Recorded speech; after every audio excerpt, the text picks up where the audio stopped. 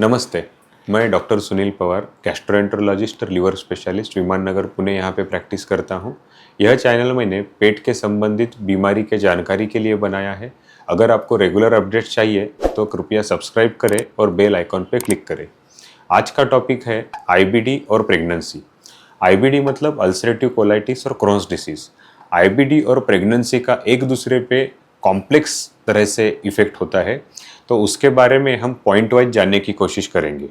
सबसे पहले मैं ये बताना चाहूँगा कि मेजॉरिटी पेशेंट्स को, आईबीडी के पेशेंट्स को नॉर्मल प्रेगनेंसी रहती है और नॉर्मल डिलीवरी होती है।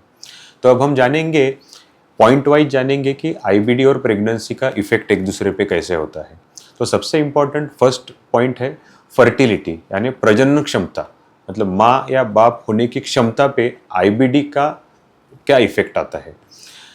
अगर आपका डिसीज़ आईबीडी, अल्सरेटिव कोलाइटिस या क्रॉन्स डिसीज कंट्रोल में है तो फर्टिलिटी नॉर्मल पॉपुलेशन जैसी ही रहती है, उसमें कोई कमी नहीं आती। अगर अल्सरेटिव कोलाइटिस या क्रॉन्स डिसीज एक्टिव है, जैसे कि पेट दर्द हो रहा है, डायरिया हो रहा है, ब्लीडिंग हो रहा है, डिसीज़ कंट्रोल में नहीं है, इन व्यक्तियों में फर्टिलिटी नॉर्मल पॉपुलेशन से कम रहती है।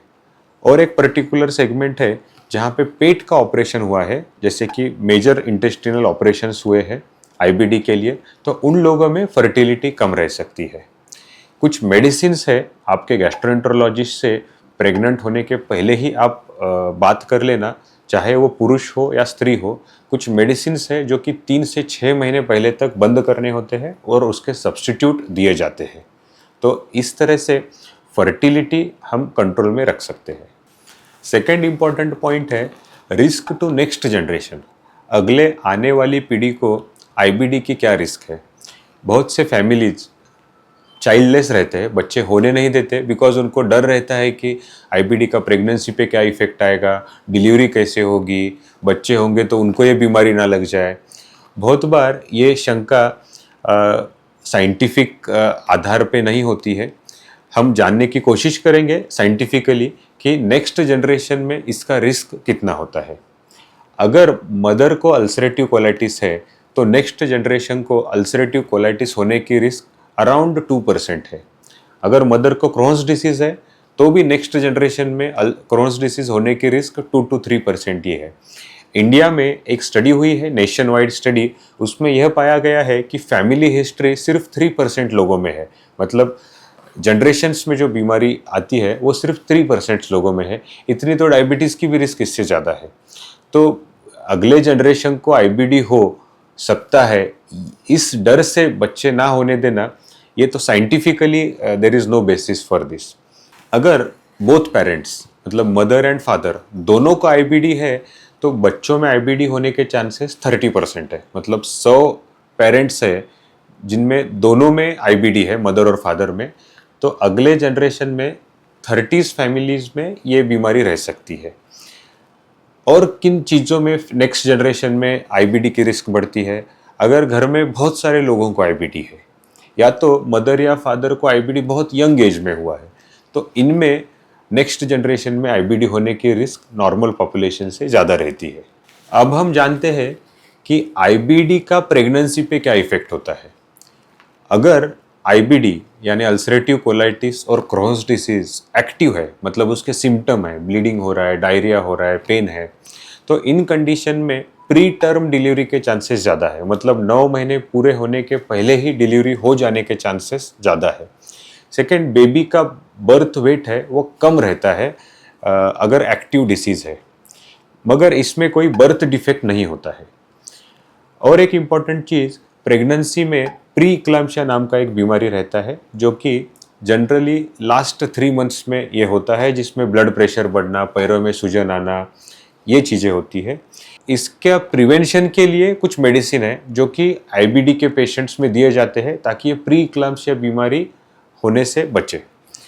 अगर अनफॉर्चुनेटली प्रेगनेंसी में आईबीडी का फ्लेयर हो जाता है, मतलब कंट्रोल डिसीज था बट सेकेंड मंथ में या 4th मंथ में कभी भी आईबीडी का फ्लेयर होता है, उसके सिम्टम वापस आते हैं, तो आईबीडी के फ्लेयर में ब्लड वेसल क्लॉट होने की रिस्क ज़्यादा रहती है। तो फ्लेयर्स के वक्त खून पतले होने के मेडिसिन भी देना पड़ता है। अब हम जानेंगे कि प्रेगनेंसी का आईबीडी पे क्या इफेक्ट होता है। प्रेगनेंसी के वजह से 30% आईबीडी के पेशेंट्स का फ्लेयर हो सकता है, मतलब उनकी सिम्टम जो है वो उभर के आ सकते हैं। जनरली इसकी रिस्क अल्सरेटिव कोलाइटिस में क्रोन्स डिसीज के पेशेंट के कंपैरिजन में ज़्यादा होती है। फ्लेयर्स में सिम्टम वापस आते हैं, जैसे कि पेट दर्द है, लूज मोशन है, ब्लीडिंग है, वो सिम्टम्स वापस आते हैं। कुछ स्टडीज के अनुसार प्रेगनेंसी लॉन्ग टर्म के लिए आईबीडी में काफ़ी प्रोटेक्टिव साबित हुई है। जैसे कि प्रेग्नेंट होने के बाद अगले 10 या 12 साल बहुत लोगों को कोई फ्लेयर नहीं होता है। तो pregnancy in fact is protective in long term for IBD. Patients का आईबीडी के पेशेंट्स का एक क्वेश्चन हमेशा रहता है कि नॉर्मल वजाइनल डिलीवरी होनी चाहिए या सी सेक्शन होना चाहिए। मेजॉरिटी पेशेंट्स का नॉर्मल वजाइनल डिलीवरी पॉसिबल है। सी सेक्शन के कुछ पर्टिकुलर इंडिकेशन है, जैसे कि एक्टिव पेरियनल डिसीज़ है, मतलब पेरियनल फिस्टुलास है, या तो एनल स्टीनोसिस है, फिशर है, या तो उनका आइलियल पाउच का सर्जरी हुआ है। इन पर्टिकुलर कंडीशन में सी सेक्शन प्रेफर होता है वजाइनल डिलीवरी के मुकाबले। डिलीवरी के बाद न्यूनेट में पैदा हुए बच्चों में क्या प्रिकॉशन लेना चाहिए? अगर आईबीडी के लिए मदर प्रेगनेंसी में बायोलॉजिक नाम का इंजेक्शंस ले रहे हैं, तो न्यूबॉर्न को first 6 month to 1 year live vaccines नहीं देने चाहिए। आज के वीडियो में हमने जाना कि आईबीडी और प्रेगनेंसी का एक दूसरे पे इफेक्ट क्या है। अगर आपको ये वीडियो पसंद आया है तो लाइक करें और शेयर करें। आपके कोई क्वेश्चन है तो कमेंट बॉक्स पे ज़रूर लिखें, हम उसके उत्तर देने का प्रयास ज़रूर करेंगे। धन्यवाद।